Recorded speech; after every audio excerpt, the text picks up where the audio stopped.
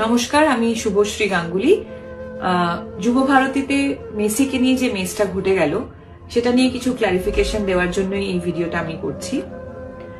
Goat ইভেন্টে আমি একজন ইনভাইটি ছিলাম, মানে আমাকে ইনভিটেশন পাঠানো হয়েছিল।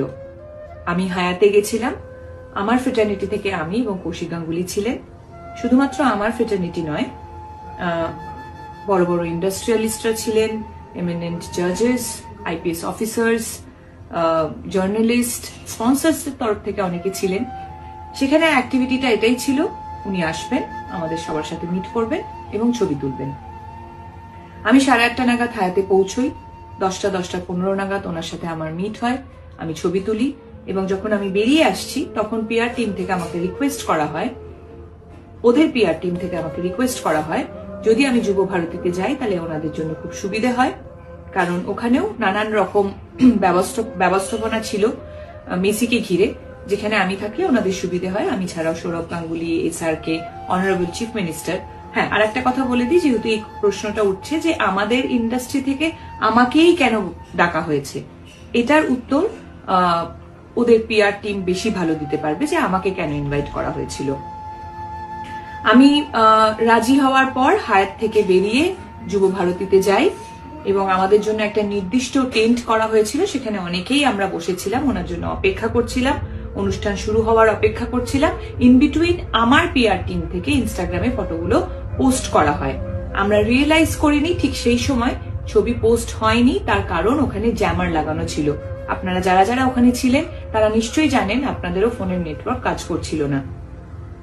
11:30 নাগাদ মেসি ঢোকেন এবং ঢোকার পর যে ক্যাওসটা শুরু হয়, যে ডিজাস্টারটা হয়, সেটা আমি নিজের চোখে দেখেছি।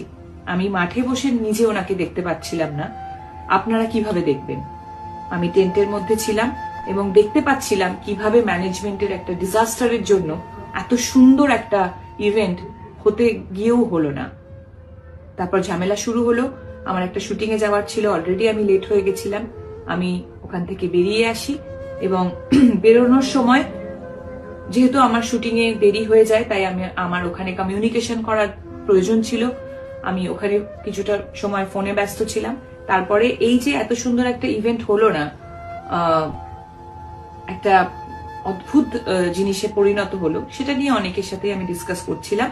তাই আমি ইনস্টাগ্রাম খুলে দেখতে পারিনি যে আমার ছবিটা তখন পোস্ট হয়নি। আমি বানতলায় পৌঁছই, আমার শুটিং এ দেরি হওয়ার কারণে আমি ইমিডিয়েটলি মেকআপ ভ্যানে চলে যাই মেকআপ করতে। মেকআপ করার পর আমি শর্ট দিতে চলে যাই।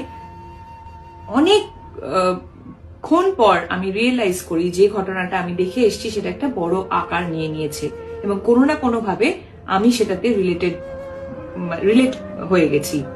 যখন আমি ইনস্টাগ্রাম খুলি তখন আমি রিয়েলাইজ করি যে আমার ছবিটা জাস্ট কিছুক্ষণ আগে শেয়ার হয়েছে, পোস্ট হয়েছে টেকনিক্যাল গ্লিচের জন্য, এবং এটা প্রচুর জায়গায় অলরেডি শেয়ার হয়ে গেছে। এখানেই আমার ঘটনা শেষ। তারপর থেকে শুরু হয় আর একটা ঘটনা, সেটা হলো আমাকে নিয়ে ট্রোল করা, অকথ্য ভাষায় গালাগালি, আমাকে একটা প্রোপাগান্ডা বানিয়ে, আমাকে একটা অবজেক্ট বানিয়ে, মানে আপনারা এমন একটা সিচুয়েশন ক্রিয়েট করলেন যেন মনে হলো মেসি যখন মাঠে ঢুকেছে আমি ওনাকে ঘিরে দাঁড়িয়েছিলাম একা, আমি ওনার সাথে ছবি তুলছিলাম সেলফি নিয়ে। বলতে পারবেন কি আপনাদের ভিউ, আপনাদের ভিশন কোনোভাবে আমি ব্লক করেছি? আমি কি মাঠে কোথাও ছিলাম? আমার কি দোষ যে আমাকে ইনভাইট করেছিল, আমি হায়াতে গিয়ে ওনার সাথে ছবি তুলেছি, সেটা দোষ? হ্যাঁ, আমি এটা মানছি যে টেকনিক্যাল গ্লিচের জন্য আমার ছবিটা রং টাইমে পোস্ট হয়ে গেছে এবং আমি ছবিটি ডিলিট করিনি, এটা আমার দোষ হতে পারে। কিন্তু আমাকে নিয়ে যেভাবে নোংরামি আপনারা করছেন, আপনাদের সাথে আমি সমব্যথী। আপনাদের এত কষ্টের রোজগার, আপনাদের স্বপ্নের মানুষকে আপনারা দেখতেই পেলেন না। যে ম্যাসাকারটা ওখানে হলো, সেম অন্যায়টা তো আপনারা সবাই আমার সাথে করছেন। আপনারা কি একবারও ভেবে দেখেছেন যে আপনাদের, আবার বলছি, যে মাঠে কোথাও কি আমি ছিলাম? ভেবে দেখুন।